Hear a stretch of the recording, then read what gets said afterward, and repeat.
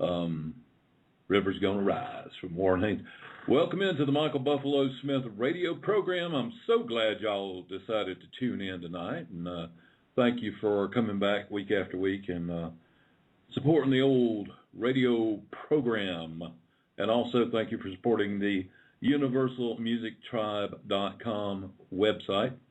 And also thank you for supporting my friends at SouthernRockSociety.com, good buddies of mine.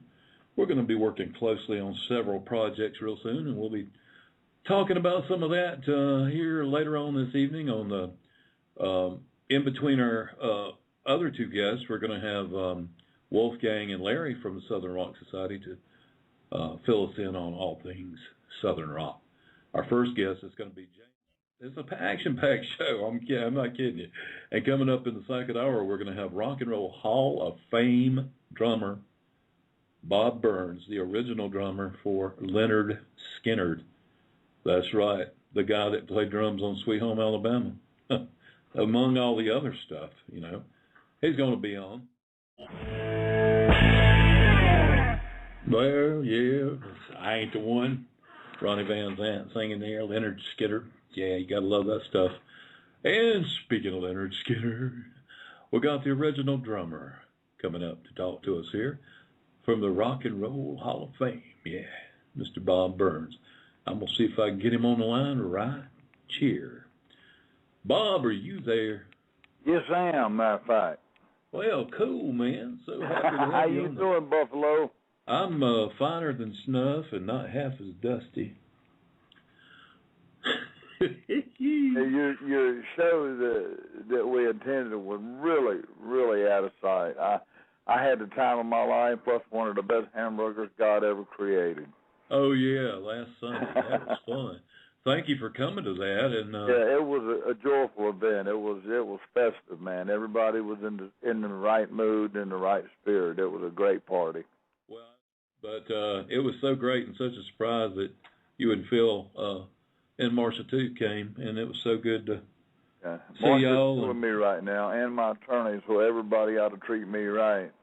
That's right. He also is my guitar player in town, and he kicks the serious ass on guitar. Nice. He can play some Skynyrd. I mean, the man can play some Skynyrd. Well, that's good. So that's the only person here right now, and me, and Robert, and Marcia, and we're just delighted to answer any questions anybody has for me, and anything I can help do, count me in. I hope maybe I can make somebody laugh and have a good time. That is my job. Well, I'll tell you, man, that's great. I'm going to ask you a lawyer a question. No, I'm just kidding. He's laughing his ass off. Yeah, I need to ask a law question. I got to remember. Well, let's talk a little bit about the early days right quick. Just a little. First of all, you know, I always wondered how you first came to be in Lynyrd Skynyrd and how that happened. Well, I hope I can tell you the truth without offending anybody, but I seen the Beatles on Ed Sullivan's show, and I had dropped out of everything, school, even lunch, recess. I dropped out on all of it. That was just not my cup of tea, which I'm not putting down education. It's a beautiful thing. Yeah, it is. Education is a beautiful thing. You know, it's what keeps this country going. But I seen the Beatles on Ed Sullivan, and I mean, in an instant, I knew what I wanted my life to be about. I just said, "Wow, that is it," you know. And first, I tried to pick up a guitar. They didn't have stroke tuners back then, and I couldn't tune it. So I said, "Somebody better hand me a set of sticks," you know. Now Ringo's my favorite Beatle. Yeah.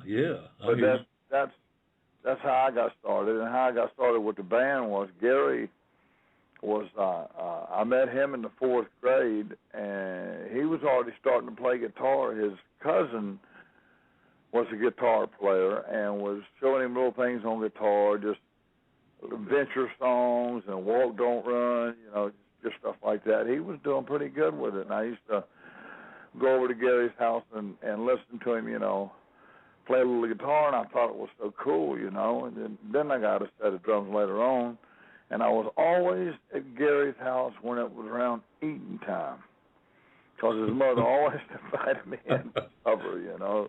Yeah. And we were tight, me and Gary, back then. It started with me and Gary, and then I guess Larry Junstrom, he lived in my neighborhood. Gary was about a mile away. It was all right there, a 3 or 4 mile radius, you know, growing up. And then it was me, Gary, and Larry just fooling about, just kind of jamming around, playing around with it.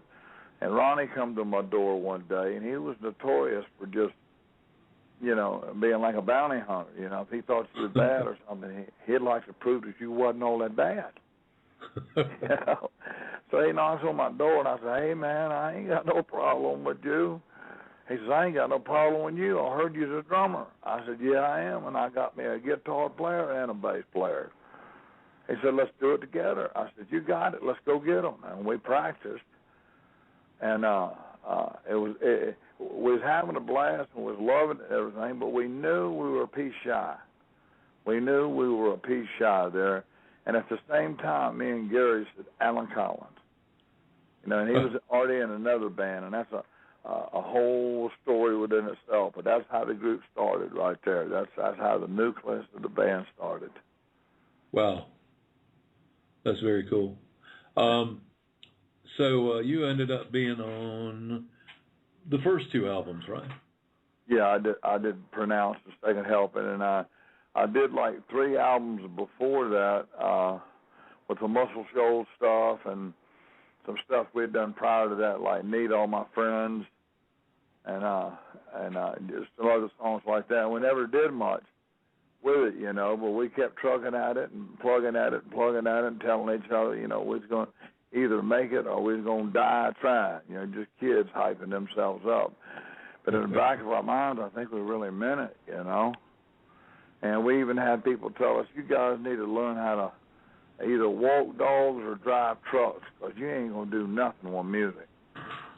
You know, they told us that. Of course, yeah, that's what they always tell you. And we just disregarded it. And just like Ronnie said, play my music till we hit pay dirt, you know. And yeah. It was really something, a childhood fantasy turned into reality. I mean, it still blows my mind today. I'm 60 years old, you know. Still blows my mind. It's like, wow, some kind of magic or something. You know? Oh, yeah, well, it really was. Awesome. Chemistry was there, too, you know. We all really liked each other a bunch. It was, you know, one funny thing after another, just story after story of things that, you know, I mean, I just give you one right now. We'd practicing one time, and they'd practicing. Gary started laughing. We noticed him laughing. He's laughing harder. He's laughing. We're looking at him. He's laughing so hard he dropped his axe. He came loose. His strap came loose on his guitar. Dang near dropped it on the ground. And he's laughing. Well, we just stopped. And we said, hey, you want to tell us what's so funny? He said, man, they'll pay you money to do this. You know, it cracked us all up. He said, you know, he's right. He's got a point there. You know, for at first it wasn't for the fame and the fortune. It was doing it because we just loved it, you know. Right, yeah. We just loved it. We loved what it was about, the whole deal, you know, the whole shooting iron. Yeah, I always felt like that's why so many bands, maybe their first album and maybe their first and second albums have so much more passion, because they still have that same love and drive that they had when they first started. And then later on, it seems like business creeps in. Chemistry. It's all about chemistry, you know. I mean, the love factor was nothing to be disregarded of in that band. And we truly loved each other as brothers, you know. Yeah. I mean, we did everything together. Everything together. Ronnie was a few years older than us, and he had the Mustang. You know, so we would always in that Mustang with him going everywhere. We'd sit in front of nightclub bands that we'd have permission to park Ronnie's car in front of the door and listen to all these old bands, you know, the kind of like Elvis kind of bands or something, you know, the guys with the ducktails, comb back like Fonzies and shit. Yeah, yeah. And pardon my language again, there I go. That's okay. But you know, they would be playing stuff, a song like a song called Scratchy. I don't know if you remember that one, Buffalo. That Travis Womack? You know, but they would just be, and we'd just sit there and listen and listen and listen and just love it, you know. I mean, we'd stay out all night doing that, just park right there in the car listening to them, you know. Yeah. And then there's stories after stories after stories of things that happened while we were sitting there listening, you know. But I don't know how much time we got, 1 or 2 weeks to get all this straight. Well, you're going to put all that into a book, so I'm looking forward to that. I should let you do some talking. Yeah. Well, I want to see you do a book of these stories of yours. Yeah. Marcia and I have a book, you know, and we've got like 1,000 topics of stories that happened, and we have already filled in a lot of the blanks, and the rest of the book would be from pictures, which MCA said they would be happy to donate to the book, you know, and I guarantee you, if I was to write a book, it would be about the beautiful things that happened and the funny things, the good things, and the prosperous things, and all the goodness, you know. So that's what this world needs, is a shot of goodness. Amen. You know, a shot of goodness, not something negative. A fool can find something wrong with anything. Yeah, that's true. It takes a smart man and a good man to find something right with something. Boy, that's right. That's you know, Ronnie was instrumental in teaching us a lot. Ronnie was like an older brother, and almost like a father figure to us in some ways. You know, he was older than we were, and he taught us a lot. You know, about all kind of stuff. And I don't know. I think that everybody in the band were like geniuses in their own way, but you know, Ronnie being the leader of the band, everybody knows that, and can't nobody take that, you know. But that's true. That's true. Well, you know, you got so many guys. Also, what's funny as hell, everybody thinks Ronnie is being mean and tough and beat you all up and all that kind of stuff like that story you told me earlier. Yeah. He's really funny. I mean, Ronnie was hysterical to some of the stuff he would say, you know, and he's crazy. He could make the Pope laugh, you know. And if there's any Catholics out there, I ain't got nothing wrong with that, you know. But you know, he was very witty, and he would just say the right things at the right time, you know, and it was good. I miss it sometime back in the old days, but when I do remember it, it gives me a great feeling. It gives me a great feeling inside, like, you know, wow. Oh, yeah. You know? Yeah, no kidding.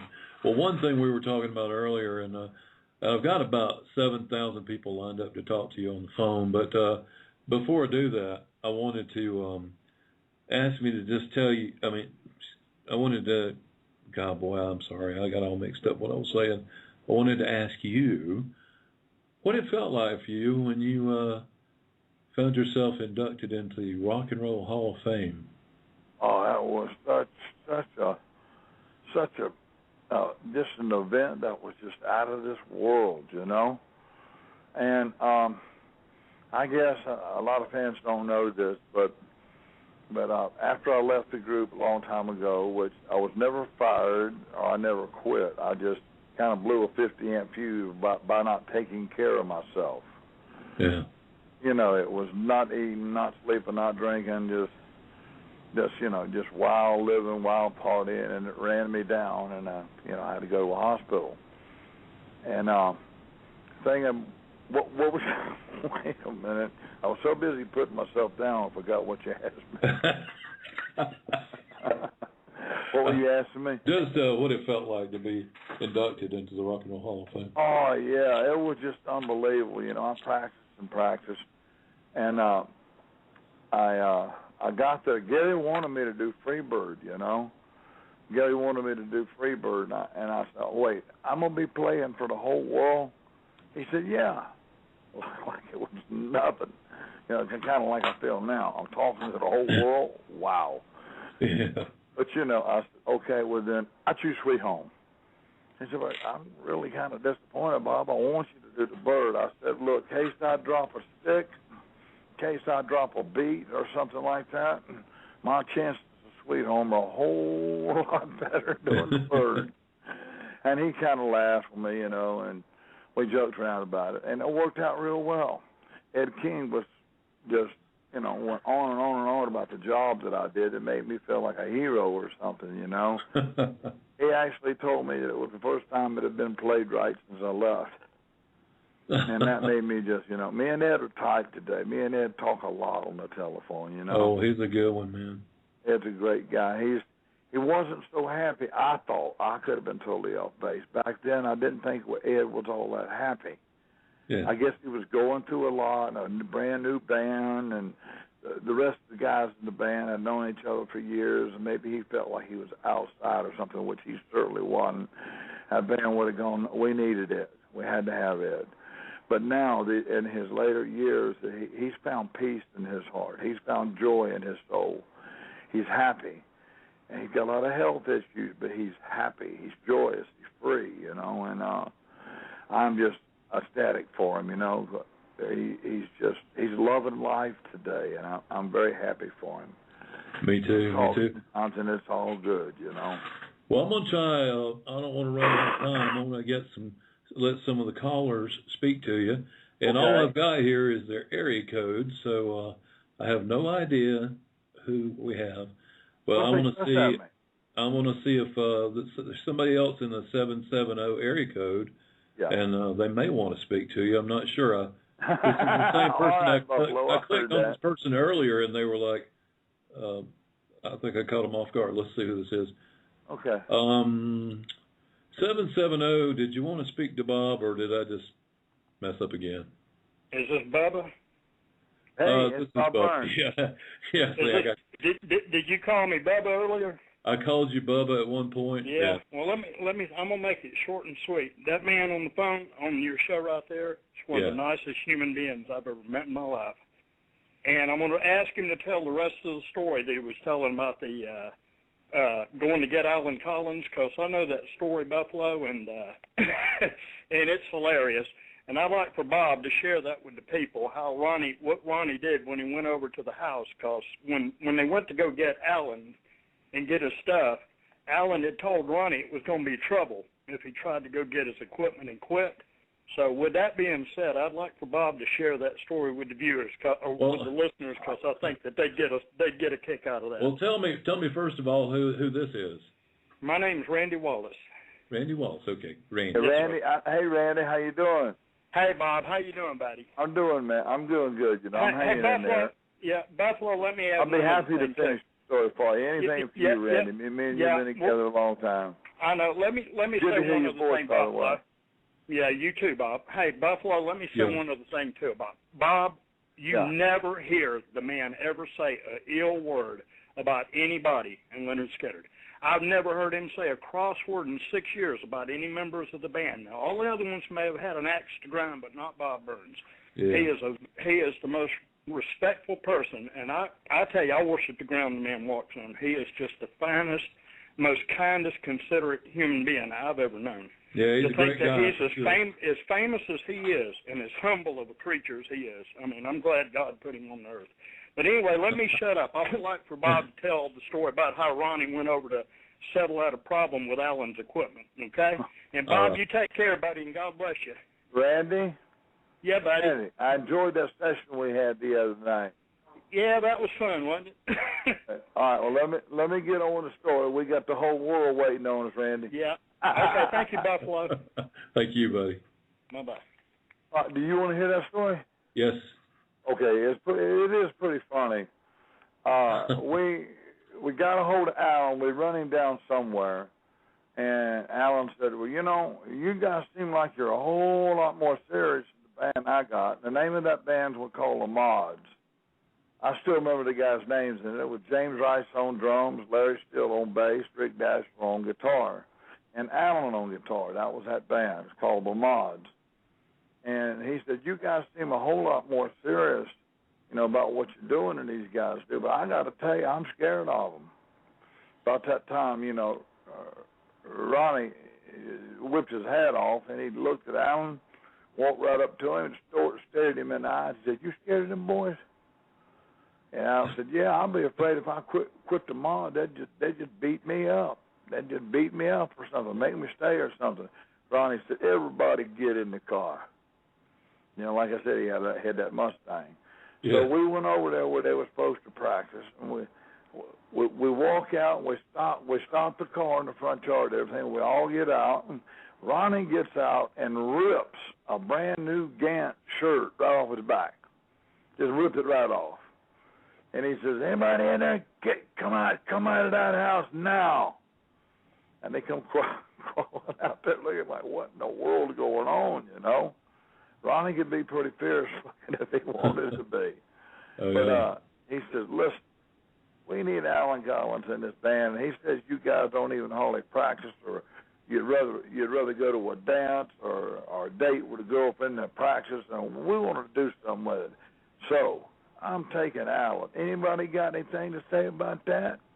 And he's staring at all of them, you know. And as their boots are shaking, they say, no, we ain't got a problem with that. Matter of fact, we'll load this stuff up right now, and we pray to God you guys make it. So that's how we got out. No, that's funny. Man, that's a true story, Buffalo. Ronnie was ready to get down from the very beginning. I don't doubt that. Well, let's take another caller here to say hey to you. Okay. Somebody's at the 980 area code. Okay. 980. 980. Who is this and where are you? Hello. Hey. Hey, Buffalo, can you hear me? I can hear you. Hey, hey, Bob. Hey, how you doing? You know who this is? Is this Terry? Yes, it is. This is how are you doing? Phone call I've had from around the world, and they're all my best friends. That's I guess it. I'm doing right. I know. I would like doing absolutely great, Bob. Absolutely great. Miss you and Marcia to death. But listen, for the listeners, I would like for you to share from a current perspective what it is that keeps you going. What is inspiring you today to keep playing, to keep meeting with fans, and doing what it is that you do when you could have easily stopped, as so many people have with so many accomplishments and things that you've done over the years. What is it that keeps you, that drives you and inspires you today to keep going on with this? Well, I felt something, you know, after I left the band and everything.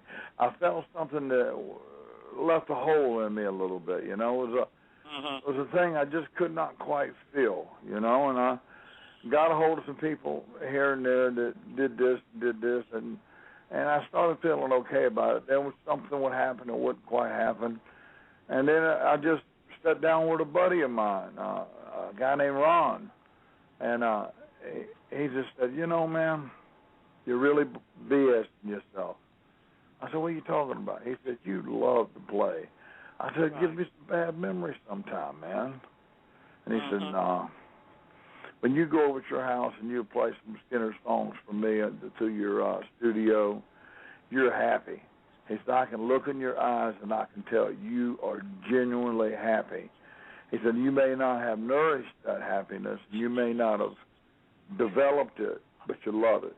It's in your blood, it's in your soul, and you're never going to feel like a whole human being until you give it all you got till it's time to go on to this next world. Right. And I kind of hurt him. Passion. I kind of hurt him, and then I kind of didn't. But all of a sudden, you know, like with my friend Robert here, you know, he gets my PA happening. You know, he starts bringing an axe over. We start playing these songs at volume 29,000 on my stereo, you know, so they can hear it down there at the governor's mansion, and that's 50 miles away. But, you know, and just doing it, it just gives me this feeling that it's like, I don't know, it's just like I'm supposed to be doing it, you know? Right. I'm just supposed to be doing it. And well, I know anybody that's seen you can see that fire and drive, and I know Buffalo saw that at the benefit last week. It was good. Old Buffalo was kicking, man. The Buffalo were kicking on that stage. Man, it was great to play with you. I guess it's the first time I've ever played with you. It was really an honor. I enjoyed it. It was fun. Everybody on the stage looked to me like they were having a great time. None of them smiled and grinned, you know. Yeah, that's my friends, man. All my if they weren't, they faked it awful good. Most of my real friends were there, and my real friends are you know, they're just wonderful, happy, you know, mostly happy people, and that's why I was so happy that you were there. You were the cherry on top of the sundae, man. It was great. That was one of the best parties I'd ever been to. And if Terry's still there or she's gone or whatever, Marsha says to tell her, hey, she really loves Terry a lot. Terry's close to Marsha. Marsha's close to Terry. And she wanted to make sure she said hi. Okay, well, tell her I said hello. And I'm going to get off here and let some other people talk. But I appreciate it. And Bob, you guys keep doing what you're doing. And Buffalo, anytime you need any help, we're there to support you and whatever that you're doing. And appreciate this show and support for Southern Rock that you've got going on for everybody. Really appreciate it. Thank you, Terry. So much. Thank you so much, dear, and thank you for calling, too. Love and peace, Terry. Love and peace. Okay. All right. Talk to you later. Bye-bye. Right. Terry's just a good girl, man. I like her. Yeah, Terry's out of sight, man. She books a lot of bands. She manages a lot of bands. She's working with a fellow now that plays flat top. And I mean to tell you, he's every bit as that guy. Dayton O'Brien is his name. And right, he played up there Sunday. Yeah, he played a song. Yeah, he's a very talented young man. He can write some country tunes and jerk a tear out of the eye right past life. I hear you. Well, let's try another one right quick here. We've got a 404 area code. 404. Who is this? Hello, can you hear me? Yeah. Yes. Hey, Papa Bear, I love you. My daughter. Papa Bear. Is this Lauren or is this Courtney? It's both of us. Oh, sorry. It's both of them. Double trouble, like Ronnie said. Double trouble. Oh, boy. That's my daughter, Lauren, and our adopted daughter, Courtney. You know, she's family. You know, and I'm glad y'all called. What can I lie about for you? Dad, I love you. I love you too, darling. Oh, my You're the gosh. smartest, most kind-hearted man in the world. Yeah, that's sweet. I just wanted like to call that. in to tell the whole world how proud of you I am. I appreciate that, Lou Bear.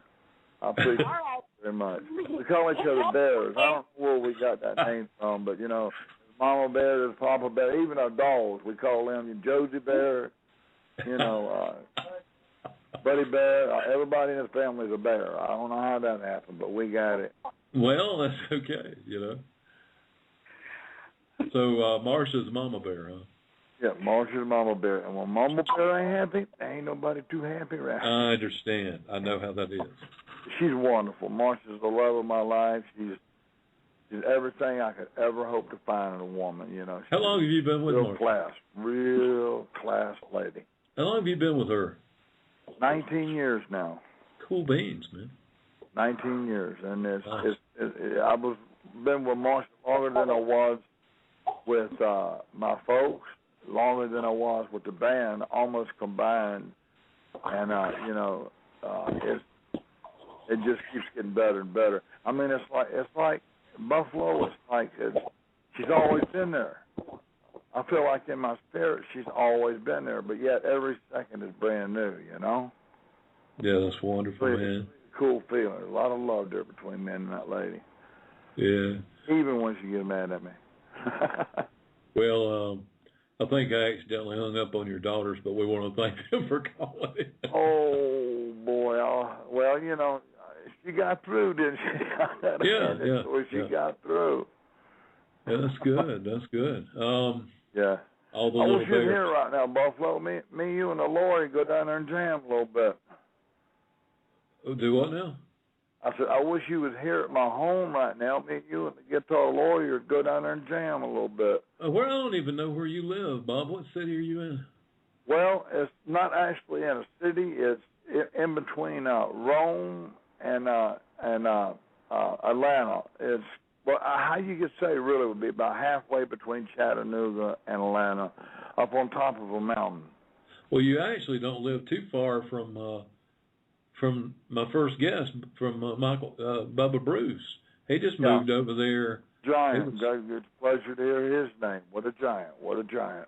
Yeah, he's a good guy. Real good guy. Well, that's cool, man. It's all so good. I'm gonna I want to get you back on the show again another time because you got so much to talk about, and it's a real comfortable thing to talk to you, and I enjoy it, you know. Yeah. So maybe we can get you back on again. Goodbye right now. Can I mention a few things? You can do anything you want to do. All right, cool. I'm working with this group right now, and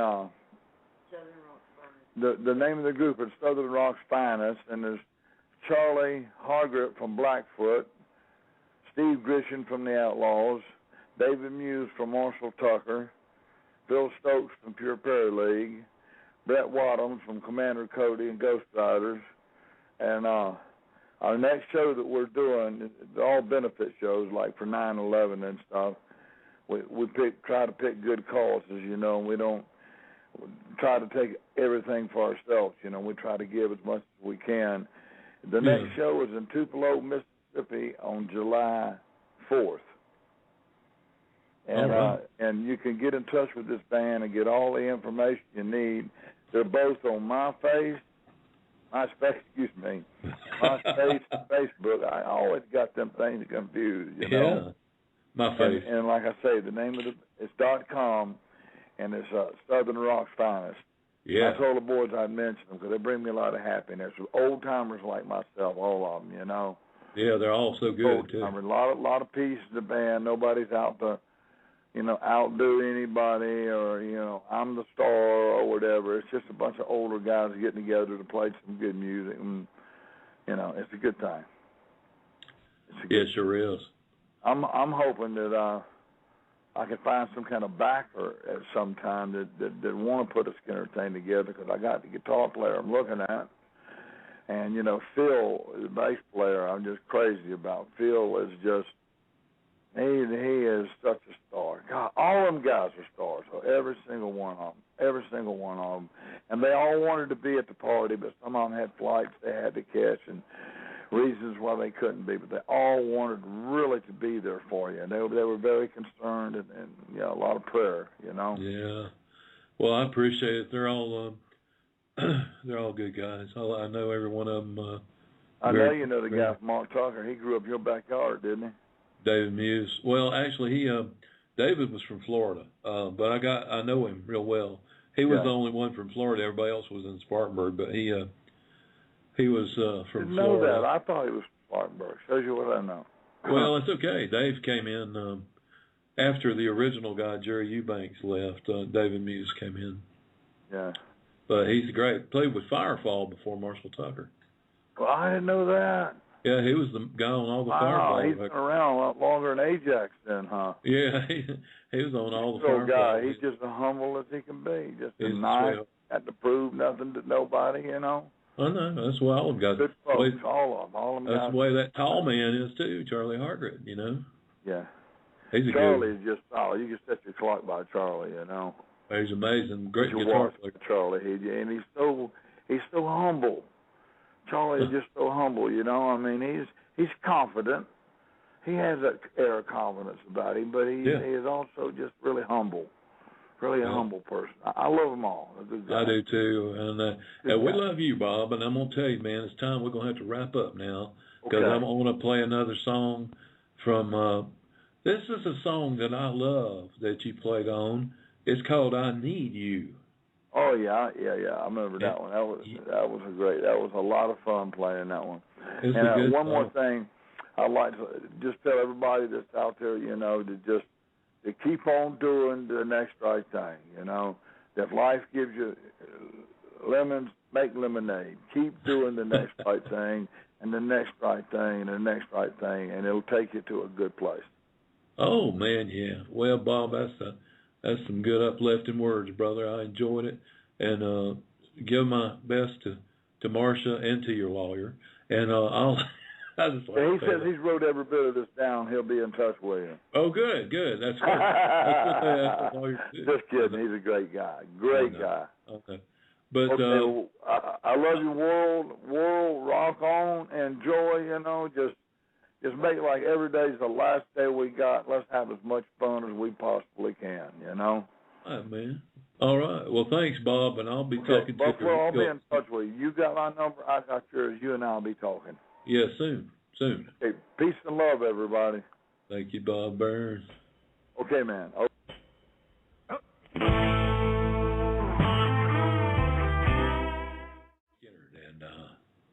that's one called "I Need You" with our buddy Bob Burns playing the drums. I wanted to thank everybody for tuning in tonight, and I'll say hey to all the folks in the chat room. I've all of a sudden run completely out of time.